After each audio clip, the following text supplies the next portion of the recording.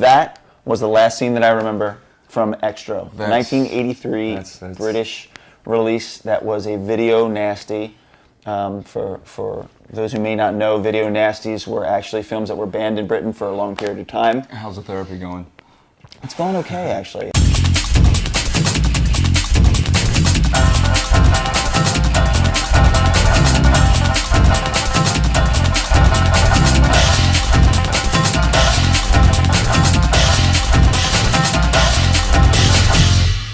You keep looking at my head. Is it shiny? It's shiny. All right, you keep looking up. No, I just didn't know if it was. All All right, it's fine. My name is Rob Rector.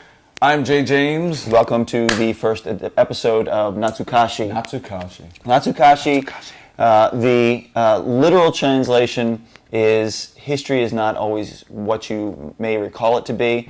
Mm-hmm. The loose translation is nostalgia, and we're actually going to be looking at nostalgia through film. The old school stuff. Old school stuff, put down the Rubik's Cubes, That's the right. Simon games. That's right. Slip into your most comfortable pair of parachute pants. And your zipper jacket. Can't forget those. Members only, please. Oh, members God, only. Stop it.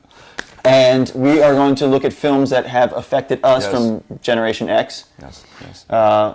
Look at films that have affected us in some way, shape, or form. Not necessarily films that we've seen. In fact, the majority of the films that we are going to feature in Natsukashi are films that we haven't seen since we were young.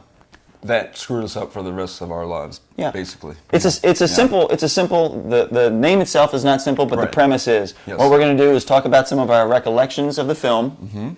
Then we'll go down and we'll look at the film. We'll pull out certain highlights of the film. Right. You're going to point at the camera surreptitiously. Go ahead. I like pointing at the camera. That's good. I'm pointing That's at good. you. Pointing at you. You've come to the right place. If If you can beatbox, if you like Don Johnson and the guy with no socks, right? Remember that? no, are you rhyming? Did you practice this, man? Do you want me to? I did do you want not me to- practice Okay. this. All right. If you are old and possibly balding, you definitely come to the right place. Oh man, was that a swipe? No. That was a swipe, wasn't it? Absolutely not. All right. Absolutely not. All right. Welcome.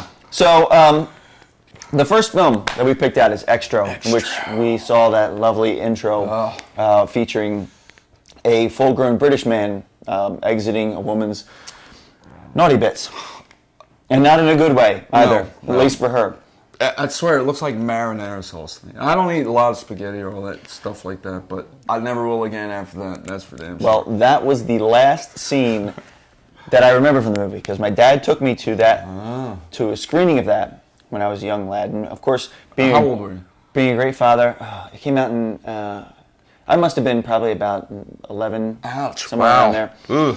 Yeah, so being a good father, he decides to, he sees the poster for the film, he sees that it's got aliens on it, he sees that it has, spaceships on it. And an what alien... Right.11-year-old in the early 1980s was not interested in all that. He had E.T. E.T., Star Wars, Right. Close Encounters. I mean, Exactly. aliens were cool back then. Aliens They were s- very they cool. still, Alf. they still Alf, alien life form. Yes. They still were, but back then they definitely weren't It like really meant that. something, They exactly. definitely weren't. Well, Scary so what he stuff. did was he saw the poster, like any good father. He said, "Oh, this is going to be great. It's a science fiction film. My son's going to love this." Walked me into the theater. We sat down. Within the first 20 minutes, that scene played. Not only did we witness the scene of a full-grown British man being birthed, And marinara.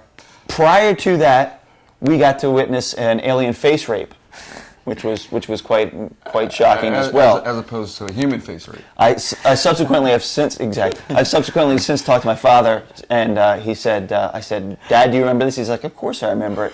And I remember yanking out of the theater because I knew you were going to have more questions than I was willing to answer.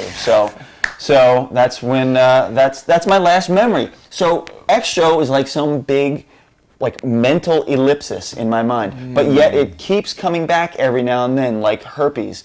It keeps flaring up, and I'm thinking, God, I want to see the rest of that movie sometime. So that's why I decided to start off.